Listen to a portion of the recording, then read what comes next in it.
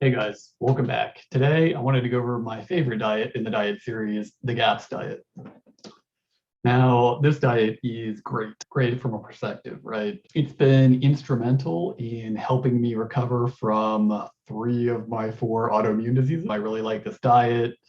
It is very restrictive, but the restrictions I found, especially after I got used to them, they're pretty easy to work with, and there's still plenty of food that I could enjoy and still have a broad range of things to eat. I was pretty happy with it. So, a little bit about GAPS. So, GAPS was created by Dr. Natasha Campbell McBride to combat autoimmune and neurological disease.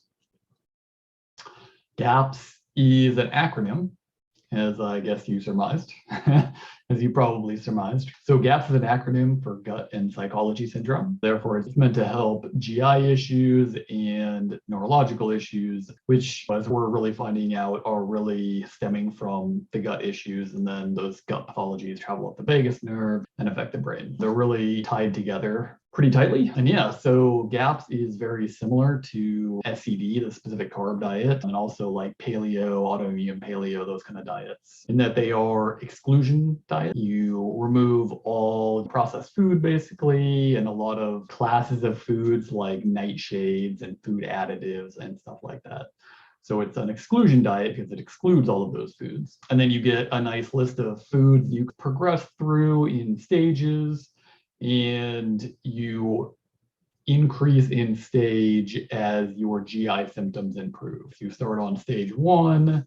As soon as you start having good GI health, formed stools and everything, then you move on to stage two. And then once you're done with that, you move on to stage three, and then stage four, and then stage five and six.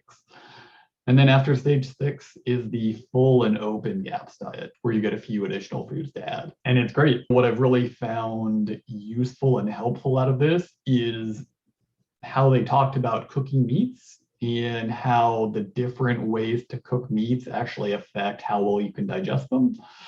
And really, your two main options for getting the most digestible, easily digestible meat without the byproducts is through boiling or stewing. And boiled meat tastes pretty gross, but stewed meat isn't too bad, especially if you put a lot of other tasty stuff in the stew. One thing that I definitely recommend that isn't necessarily apparent or like readily available in the books is that as you're adding in a lot of these new vegetables and new meats and everything, just toss them in the stew. It's an easy way to try them. You're likely going to be making stews already because it's really easy. You just got a crock pot, you dump the ingredients in, you stew it for 8 to 12 hours, and that provides a great deal of nutrition for you. Like I still eat stew 5 years after I started, and my diet has expanded beyond even the GAPS diet into paleo and some of these other exclusionary diets that have additional foods open to them. To see how my gut's doing and to get a greater food variety and everything. Because while GAPS is a great program, the science from like the 1970s and 80s and stuff that GAPS was based on hasn't necessarily caught up to modern science. And there's been a lot of foods evaluated since then that are appropriate for one of these exclusionary type diets that just weren't included in the list of the original GAPS program. So pulling stuff from paleo and AIP and some of the other like autoimmune specific diets has been really helpful in broadening my food palette and continuing to keep symptoms, for the most part, they're gone. I at least feel like I live a pretty normal, healthy life now. So it's great. So as I was talking about before, there are 6 stages of GAPS. The initial couple stages are very restrictive. You're going to be restricted to only a few foods and only specific types of cooking, specific ways of cooking those foods, like the stewing and the boiling for meats that I talked about. That will dissuade you from eating a lot of food. But if you stew stuff and you start building onto the stews and adding the additional vegetables that you get throughout the remaining phases, it can build up to some fairly tasty stews. You add plenty of sea salt, which is encouraged on the diet because it contains a bunch of trace minerals and nutrients. So definitely load that up with plenty of sea salt. It can make the stews very salty and tasty. Obviously, don't overdo it. Don't want to dehydrate yourself. But yeah, it can make some pretty tasty food. Obviously, it's not going to be like eating pizza and a bunch of other processed food, right? That is not the goal of the diet, and you will not recover from autoimmune disease doing that. You have to heal your gut, and to heal your gut, you have to remove all of the potential allergens, all of the inflammatory molecules, all of the preservatives and other food additives that can cause damage and disrupt the gut epithelium and change the ratio of healthy synergistic bacteria and pathogenic bacteria. You're more favored on the healthy side, and there's just lots of changes that need to happen over time. Retraining your immune system so it doesn't attack your own native cells. And to do that, your immune system needs to essentially be at rest. And to get at rest, you need to not be constantly responding to these autoimmune attacks, right? This cross reactivity, all of these food particles escaping your gut into your blood. And that's what these exclusionary diets are for. And that's why you really want to do them and why you absolutely have to adhere to them. This is not a diet where you do it and you're on stage one and you're like, oh, I'm doing so well, I'm going to have a cheat day. You have a cheat day and then you go back to stage 0 and then it's a couple days and then you go back to stage 1 and then it's back. So like every time you're like, oh, yeah, I'll have a cheat day and go have pizza and ice cream and all this stuff, you're setting yourself back days, weeks, or sometimes even months, depending on how bad you react to it. So I would very strongly urge you not to ever have a cheat day. Like, you will have symptoms come back, you will not feel good, and it will set back your progress on this diet and your overall healing. Really, what's proposed by Dr. Campbell McBride.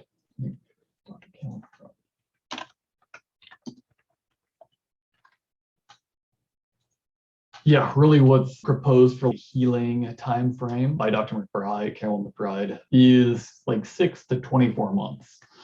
And that is the length of time it takes for your gut to heal and for the pathogenic bacteria to starve out and die and finally be eliminated, right?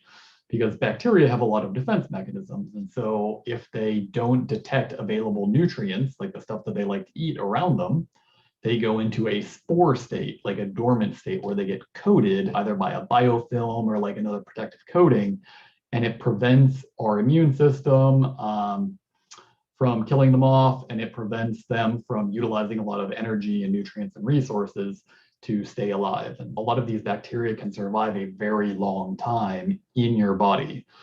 So you really have to starve them out. The way you starve them out is by depriving them of nutrients for 6 to 24 months, which is, it's really tough.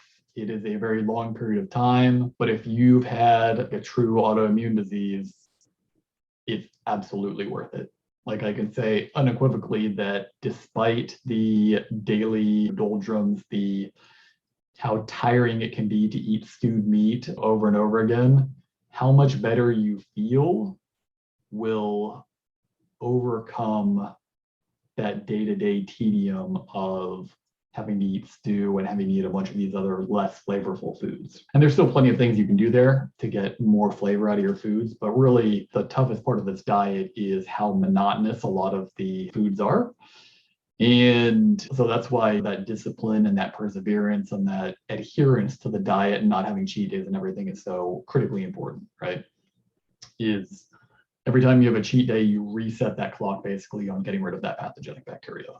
You're still healing your gut, but you're not getting rid of the pathogenic bacteria. And so you need to do both to really fully recover from autoimmune disease. So again, don't cheat on the diet. Don't have occasional snacks that are not on the diet. Like, you need to persevere, you need to adhere to the diet, and you will get better.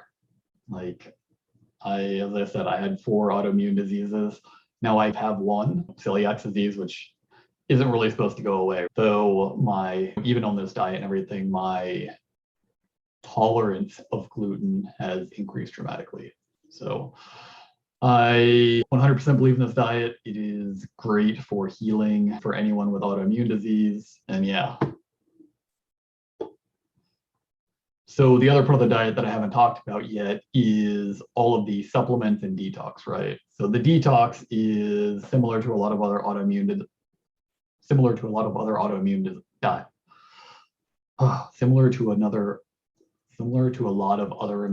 autoimmune diet. Oh man, I can't talk right now. All right, so the rest of the diet that I haven't talked about yet is the detox portion and the supplements. So the detox portion is really like a lot of other autoimmune diets. You are supposed to get rid of all of the potential toxins and sources of pathogens and other things from your environment, your diet, everything. So that includes things like filtering your water to remove fluoride and other potential toxins. What else? Filtering the air at your house, especially if you live in a city or near roadways like a highway or something. There's a lot of airborne toxins that are kicked up as like exhaust from cars and stuff like that. And getting like a HEPA air filter can really help at least reduce the toxin burden in your home. So also checking for mold. A lot of these autoimmune diseases are caused by a chronic mold infection, usually in the sinuses. And yeah, so in addition to the toxins, there is supplementation with a lot of probiotics and other supplements. And in the description below, I've included links to the probiotics and the digestive enzymes and the fish oils and stuff that I take, and then the multivitamin as well.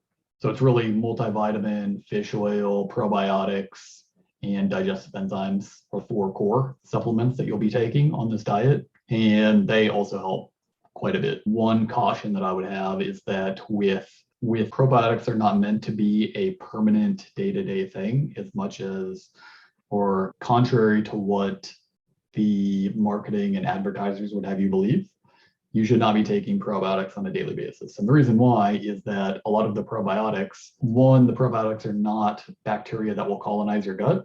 They are temporary inhabitants that occasionally help you with digestive issues. And so if you're not having the digestive issues anymore, then you don't need the probiotics. But the other part of it is that there's a number of probiotic strains that produce lactic acid, and they produce lactic acid by fermenting carbohydrates. And so if you have a diet with carbohydrates in it, which is pretty much every diet in the world, you are going to be fermenting some of these carbohydrates into lactic acid due to some of the lactic acid producing bacteria like lactobacillus, right? Lactic acid producing bacteria. And the reason why that's bad, your body can normally compensate for the production of lactic acid. But if you have a ton of it, because you're taking like a 50 billion CFU is colony forming units of probiotics, then you're going to be producing a lot more lactic acid than you normally would. And so some of the symptoms of like excess lactic acid production is like after a carb-rich meal, you get like that overwhelming fatigue and brain fog and everything, like you need to go sleep. That's a symptom of excess lactic acid production in a lot of people. Now, that can be caused by other things like an excess consumption of tryptophan, or in many cases, just excess consumption in general can have that effect. But this is a consistent effect that you will see in consumption, or like along with consumption of carbohydrates.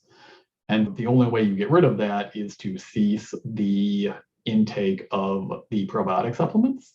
And then naturally your levels of that lactic acid producing bacteria will diminish over time in direct relation to how long it's been since you took the probiotic. So it's usually a couple of months will clear nearly all of it out of your small intestine, which is not where you want them anyway, but where they predominantly have an effect. But yeah, I think I've covered everything in the diet that I wanted to talk about, that I usually talk to people about. I'm trying to think of anything else. As I said, there's links below to all of the, the book on GAPS, the diet book, the stages of GAPS, the different supplements that you want to take. The links that I included are the supplements that I personally take and have taken before, that I did research and made sure I found a good quality one. But obviously, you're not limited to what I take. You can, if you have another one that you want to take, go for it. They're all just links to Amazon. They're the stuff that I buy all the time. I believe that they're good. Obviously, you can disagree, you can go take whatever supplement you want, but I just wanted to make it easy for you guys if you don't want to go in and thoroughly research every single supplement, to just go down, click, and add them easily on Amazon. So hopefully that helps you guys. If you have any more questions or comments, please leave them below. Otherwise, thank you for watching the video, and I'll catch you next time. Bye.